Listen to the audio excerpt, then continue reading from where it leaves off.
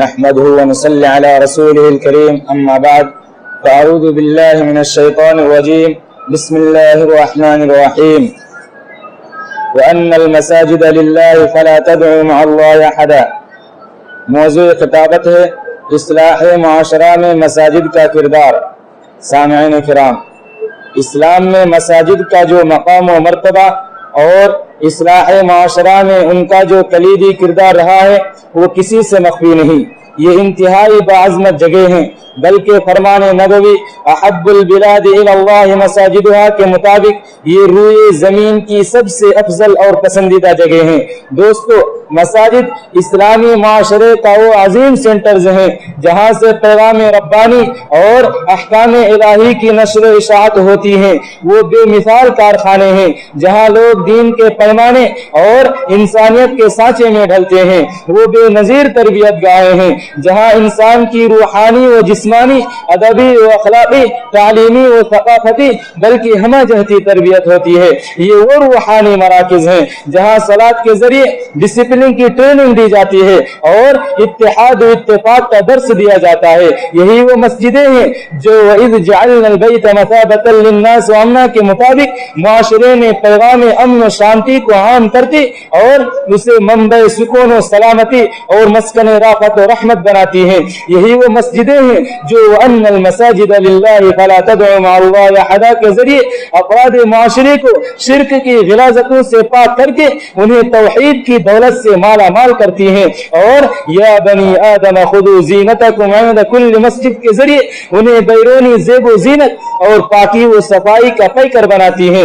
یہی وہ مسجدیں ہیں جہاں سے اللہ اکبر کی صدائیں بلند ہوتی ہیں، جو افراد معاشرے کے دلوں سے کبر و غرور کو ختم کر کے انہیں اپنی حیثیت کا پتہ دیتی ہیں، تنظیم وقت کا سبق دیتی اور انہیں پابند وقت بناتی ہیں۔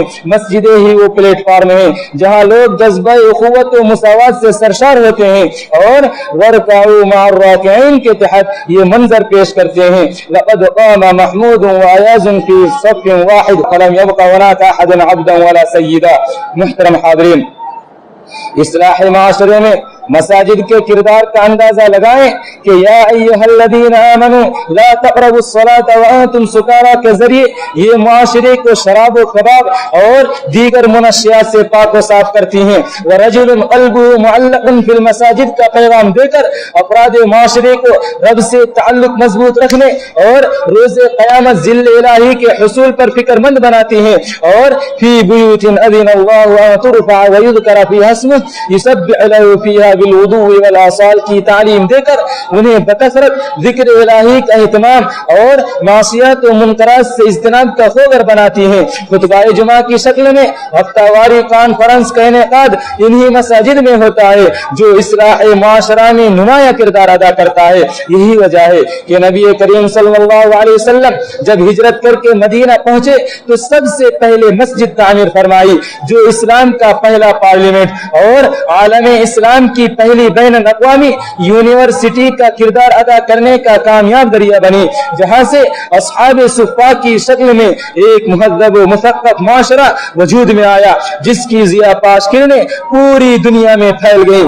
اللہ کا پہلا گھر ابن آدم کے لیے اسی لیے تعمیر کیا گیا تاکہ ان اول بیت وضع للناس للذی ببکۃ مبارکا وہدی للعالمین کے مطابق وہ منبع خیر و برکت اور مرکز ہدایت بنے۔